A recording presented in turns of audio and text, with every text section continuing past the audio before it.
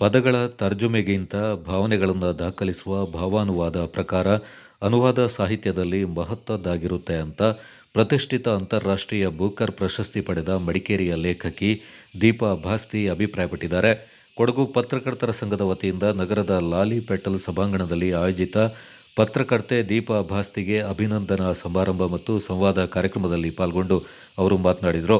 ಬಾನು ಮುಸ್ತಾಕ್ ಅವರ ಎದೆಯ ಹಣತೆ ಕೃತಿ ಸೇರಿದಂತೆ 6 ಕಥಾ ಸಂಕಲನಗಳ 12 ಕಥೆಗಳನ್ನು ಆಯ್ಕೆ ಮಾಡಿ ಇಂಗ್ಲಿಷ್ನಲ್ಲಿ ಬರೆದ ಹಾರ್ಟ್ ಲ್ಯಾಂಪ್ ಕೃತಿ ಸಂಬಂಧಿತ ಮಾಹಿತಿ ನೀಡಿದ ದೀಪಾ ಭಾಸ್ತಿ, ಕನ್ನಡದಿಂದ ಇಂಗ್ಲಿಷ್ಗೆ ಅನುವಾದ ಮಾಡುವಾಗ ಖಂಡಿತವಾಗಿಯೂ ಪದಗಳನ್ನು ತರ್ಜುಮೆ ಮಾಡಬಾರದು. ಇದರ ಬದಲಿಗೆ ಮೂಲ ಕೃತಿಯಲ್ಲಿನ ಪದಗಳ ಭಾವವನ್ನು ಅರ್ಥೈಸಿಕೊಂಡು ತನ್ನದೇ ಶೈಲಿಯಲ್ಲಿ ಭಾವಾನುವಾದ ಮಾಡಿದರಷ್ಟೇ ಅನುವಾದ ಸಾಹಿತ್ಯಕ್ಕೆ ಗಟ್ಟಿತನ ದೊರಕುತ್ತೆ ಎಂದರು.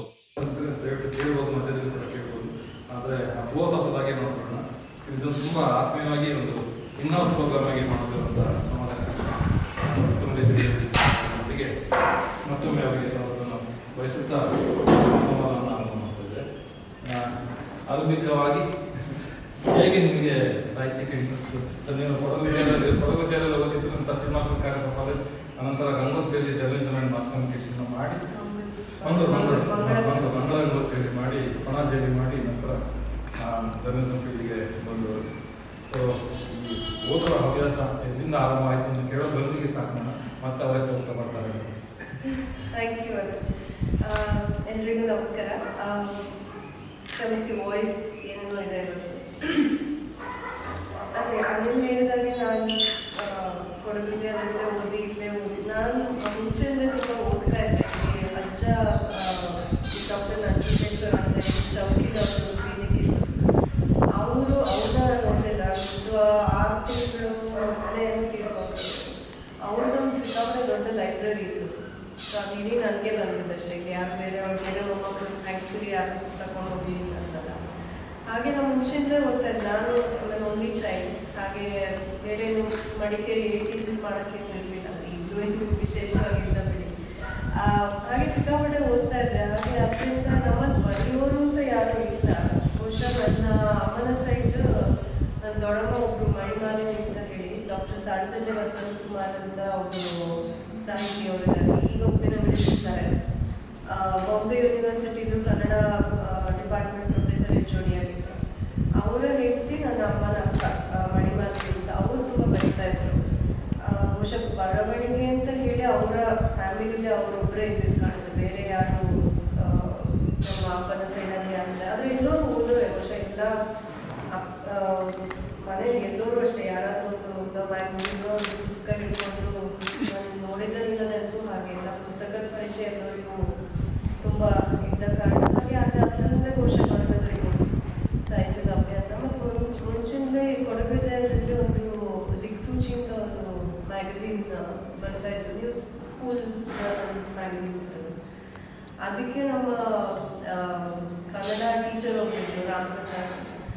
ಏನಾದ್ರು ಪೇಜ್ ಫಿಲ್ ಮಾಡಬೇಕು ಅಂತ ಹೇಳಿದ್ರೆ ಲಾಸ್ಟಿಗೆ ಯಾರು ಏನೂ ಇಲ್ಲ ಅಂತ ಹೇಳಿದ್ರೆ ಅದು ನೆನಪಾಗುತ್ತೆ. ಕ್ಲಾಸಿಗೆ ಬಂದು 10 ನಿಮಿಷ ಹೊರಪ್ಪ ಅಂತ ಹೇಳಿ ಈಗಲೇ ಕೂತ್ಕೊಂಡು ಒಂದು ಕವನ ಬರಿ ಅಥವಾ ಇದು ಬರಿ ಅಂತ ಹೇಳ್ತಾರೆ. ಕವನ ಒಂಚೂರು ಬರೀಕ್ ಬರೋದು ನನಗೆ. ಹಾಗೆ ಆ ಥರ ಬಹುಶಃ ಅದರಿಂದ ಅದೊಂಥರ ಆನ್ ಡಿಮಾಂಡ್ ಒಳ್ಳೆ ಡೆಡ್ಲೈನ್. ಬಹುಶಃ ನನಗೆ ಡೆಡ್ಲೈನ್ ಅಭ್ಯಾಸ ಆಗಿದ್ದು ಅಲ್ಲಿಂದ ಇರಬೇಕು. 10 ನಿಮಿಷ 15 ನಿಮಿಷದಲ್ಲಿ ಬರ್ಕೊಡು ಅಂತ ಹೇಳ್ತಾ ಇದ್ರು. ಮತ್ತೆ ಅದು ಹಾಗೆ ಒಂದೆರಡು ಕೊಡಗು ಫ್ರಂಟ್ ಅಂತೆಲ್ಲ ಇತ್ತಲ್ಲ ಮುಂಚೆ. ಕೊಡಗು ಫ್ರಂಟ್ ಶಕ್ತಿಗೆ ಒಂದೆರಡೆಲ್ಲ ಬಂದಿದ್ದು ಕಾಣುತ್ತೆ. ಮತ್ತು ಇದು Andolana English paper Kodagu front coffee line news. ಅದರಲ್ಲೊಂದು 4-5 ಪ್ರೈಸ್ ಬಂದಿದ್ದು ಪಬ್ಲಿಷ್ ಆಗಿತ್ತು. ಹಾಗೆ ಅದೇನೋ ಖುಷಿ. ಬರೀ ಮುಂಚೆಯಿಂದ ಬರೀತಾ ಇದ್ದೆ. ಒಂದು ಸ್ವಲ್ಪ ವರ್ಷ ಸಾಮಾನ್ಯ ದೊಡ್ಡ ಮಾಡೋಕ್ಕೆ ಡೈರಿ ಬರೀತಾ ಇದ್ದೆ. ಹಾಗೆ ಆಗ ಬರವಣಿಗೆ ಮತ್ತು ವರ್ಲ್ಡ್ ಆಫ್ ಲೆಟರ್ಸ್ ಅಂತ ಹೇಳೋದು ಯಾವತ್ತೂ ಮುಂಚಿಂದೇ ಒಂದು ಅಭ್ಯಾಸ ಇದ್ದ ಒಂದು ಹವ್ಯಾಸದಿಂದ ಅದೀಗ ವೃತ್ತಿ ಆಗೋಗಿದೆ. ಅದರಿಂದ ಶುರುವಾಗಿ ನನ್ನದು ಮೇನ್ ನಾನು ಫುಲ್ ಟೈಮ್ ಟ್ರಾನ್ಸ್ಲೇಟರ್ ಈಗ ಕೂಡ ಅಲ್ಲ. ಒಂಥರ ಸೈಡ್ ಪ್ರಾಜೆಕ್ಟ್ ಥರ ಹೋಗಿದೆ ಅಷ್ಟೇ. ಅದು ನಂದು ಮೇನ್ ನನ್ನದೇ ಸ್ವಂತ ಬರವಣಿಗೆ, ಶಾರ್ಟ್ ಸ್ಟೋರೀಸ್ ಅಥವಾ ಹೆಚ್ಚಿನ ನಂದು ಕಲ್ಚರಲ್ ಕ್ರಿಟಿಸಿಸಮ್ ನಾನು ಜಾಸ್ತಿ ಮಾಡೋದು. ಆಮೇಲೆ ಎಸ್ಸೇಸ್ ಆ ಥರ ಹಲವಾರು ಬೇರೆ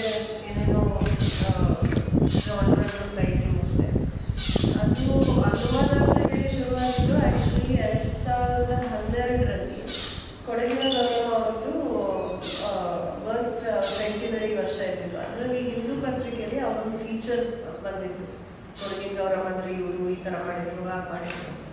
ಸಹಜವಾಗಿ ಇಲ್ಲಿಂದ ಇದ್ದ ಕಾರಣ ಕೇಳಿದ್ದೆ, ಅವ್ರ ಹೆಸರು ಪರಿಚಯ ಇತ್ತು, ನಾನು ಯಾವತ್ತೂ ಓದಿರಲಿಲ್ಲ ಅವರ ಕಥೆಗಳು. ಅದೇನೋ ಒಂದು ಓಕೆ ಓದುವ ಹೇಗಿರುತ್ತೆ ನೋಡುವ ಅಂತ ಹೇಳಿ ಮನೆಗೆ ಒಂದು ಕಾಪಿ ಇತ್ತು. ಇದು ಯಾಕೆ ಯಾರಿಗೂ ಪರಿಚಯ ಇಲ್ಲ, ಕನ್ನಡ ಸಾಹಿತ್ಯ ಲೋಕದಲ್ಲೇ ಅವ್ರಿಗೆ ಹೆಚ್ಚು ಒಂದು ಪ್ರಸಿದ್ಧಿ ಇಲ್ಲ. ಅವರಿಗೆ ಇದು ವಿರಾಟ್ ಬೇರೆ ಬೇರೆ ಪರಿಚಯ ಇರುವಷ್ಟು. ಸರಿ, ಓಕೆ, ಅನುವಾದ ಮಾಡೋದು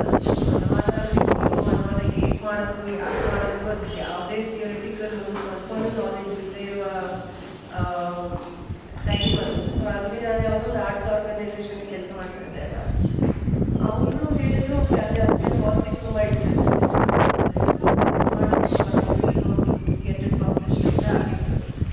ಏನೇನೋ ಇದ್ರೆ ನಾನೇನು ಸೀರಿಯಸ್ ಆಗಿ ಮಾಡ್ತಾ ಇರಲಿಲ್ಲ. ಹಾಗೆ ಒಂದು ವರ್ಷ 2019 ಸ್ವಲ್ಪ ಸೀರಿಯಸ್ ಆಗಿ ನೋಡಿ ನಾವು ಮಾಡಿ ಮುಗಿಸುವ ಅಂತ ಹೇಳಿ ಒಂದು 21 ಕಥೆಗಳನ್ನ ಅನುವಾದ ಮಾಡಿದ್ದೆ. ಮಾಡಿ ಮತ್ತೆ ಈಗ ಪಬ್ಲಿಷಿಂಗ್ ಮಾಡಿಸೋದು ಹೇಗೆ ಅಪ್ರೋಚ್ ಆಗಬೇಕು ಏನೇನೂ ಗೊತ್ತಿಲ್ಲ. ಯಾಕೆಂದರೆ ನಾವೆಲ್ಲ ಈಗ ಮೀಡಿಯಾದಲ್ಲಿ ಎಷ್ಟೋ ಕೆಲಸ ಮಾಡ್ತಿದ್ದೆ, ಫ್ರೀಲಾನ್ಸ್ ಅಂತ ಹೋಗಿ ಮಾಡ್ತಾ ಇದ್ದೆ. ಅಂದರೆ ಪಬ್ಲಿಷಿಂಗ್ ಪ್ರಪಂಚವೇ ಬೇರೆ, ಪುಸ್ತಕ ಪಬ್ಲಿಷಿಂಗಿನ ಒಂದು ಇದೇ ಬೇರೆ. 20-25 ಇಯರ್ಸ್ ಏನೋ ಆಯಿತು ಕಣಕ್ಕೆ ಮಾಡ್ತಾರೆ ಅಂತ ಹೇಳಿದ್ರು. ಮಾಡಿ ಅದೆಲ್ಲ ಮಿನಿಮಲ್ ಎಡಿಟಿಂಗ್ ಸ್ವಲ್ಪ ಈಗ ಓದಿದ್ರೆ ಏನು ಅನ್ಸುತ್ತೆ ಮಾಡಿದ್ರು ಟ್ರಾನ್ಸ್ಲೇಷನ್ ಅದು ಮಾಡ್ತಾ ಇದ್ದಾಗಲೇ ಇವರು ಕುವೆಂಪು ಭಾಷಾ ಭಾರತಿಯವರು ಒಂದು ಮಾಡ್ಕೊಡಿ ಅಂತ ಹೇಳಿದ್ರು. ಅದು ಶಿರಾಕಾರ ಅವರ ಫೇಮಸ್ ಕಾದಂಬರಿಗಳು ಒಂದಲ್ಲ, ಅಂತೂ ಮಾಡೋ ಅವಕಾಶ ಹೇಗಿದೆ ಅಂತ ಹೇಳಿ ಅದು ಮಾಡಿದ್ದೆ. ಅದು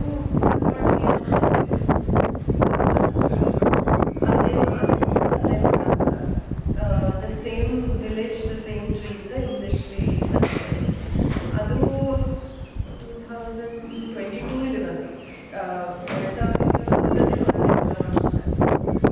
ಆಮೇಲೆ 22 ಇದು ಫೋನ್ ಮಾಡಿದ್ದು ನನ್ನ ಫ್ರೆಂಡ್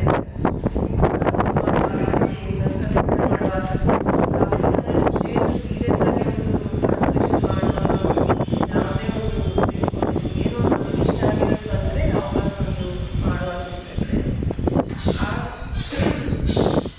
ಅದು 22ರಲ್ಲಿ ಸಮ್ಮರ್ ಏಪ್ರಿಲ್ ಮೇ ರಜೆಗೆ ಬರಬೇಕು ಕಾಂಟ್ಯಾಕ್ಟ್ ಮಾಡಿ. ಸರಿ, ಮತ್ತು ಅವರೆಲ್ಲ ಇದು ಅವರ ಹಸಿನ ಮತ್ತು ಈ ಥರ ಕಥೆಗಳನ್ನು ಏನು ಕಲೆಕ್ಷನ್ ಇತ್ತು ಅದನ್ನ ಕಳಿಸಿಕೊಟ್ಟಿದ್ದು. ಅದೆಲ್ಲ ಅದೆಷ್ಟು ಅದರಲ್ಲೊಂದು 55-60 ಕಥೆಗಳನ್ನು ಇರಬೇಕಾಗುತ್ತೆ. ಅದನ್ನೆಲ್ಲ ಓದುವಾಗ ಇದು ವೆರಿ ಇಂಟ್ರೆಸ್ಟಿಂಗ್ ಕಥೆಗಳು, ವೆರಿ ರೆಲೆವೆಂಟ್ ಈಗಲೂ ಕೂಡ ಚೆನ್ನಾಗಿತ್ತು. ಅಂದರೆ ಓದಿಸ್ಕೊಂಡು ಹೋಗಿದ್ರೆ ಆ ಥರ ಲೆಟ್ಸ್ ಟ್ರೈ ಅಂತ ಹೇಳಿ ಮಾಡಿದ್ದೆ. ಇಲ್ಲ, ಯಾರಿಗೂ ಗೊತ್ತಿರೋದಿಲ್ಲ. ಅಂದರೆ ಅಲ್ಲಿ ಮೀಡಿಯಾಕ್ಕೆ ಗೊತ್ತಿರುತ್ತಂತೆ ಗೊತ್ತಾಗೋದ್ರ ಮುಂಚೆ. ಈಗ ಸೆರೆಮನಿ ಅಲ್ಲಿಯ 7:30ಗೆ ಶುರು ಆಗುತ್ತೆ, ಇಲ್ಲಿಂದ ಬಹುಶಃ 3:30 ಆಗುತ್ತೆ ಕಾಣುತ್ತೆ. ಅಲ್ಲ, 7:30 12 ಗಂಟೆಗೆ ಶುರು ಆಗುತ್ತೆ. ಗೊತ್ತಿರಲ್ಲ ಅಲ್ಲಿ ಮೀಡಿಯಾದವ್ರಿಗೆ ಗೊತ್ತಿರುತ್ತಂತೆ, ಯಾಕೆಂದರೆ ಸ್ವಲ್ಪ ರೆಡಿ ಮಾಡಿ ಇಟ್ಟಿರ್ತಾರೆ.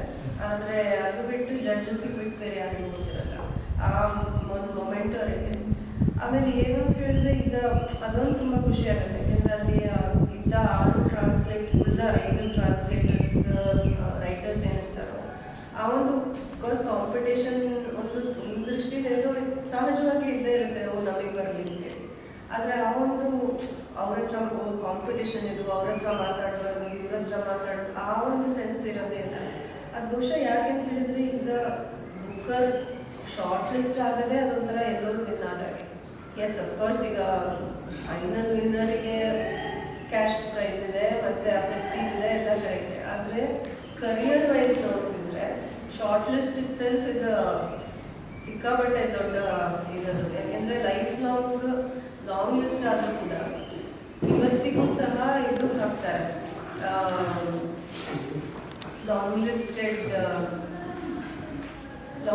ಬುಕ್ಕರ್ ಲಾಂಗ್ ಲಿಸ್ಟೆಡ್ ಆಥರ್ ಅಥವಾ ಟ್ರಾನ್ಸ್ಲೇಟರ್, ಅಥವಾ ಬುಕ್ಕರ್ ಶಾರ್ಟ್ ಲಿಸ್ಟೆಡ್ ಆಥರ್ ಅಥವಾ ಟ್ರಾನ್ಸ್ಲೇಟರ್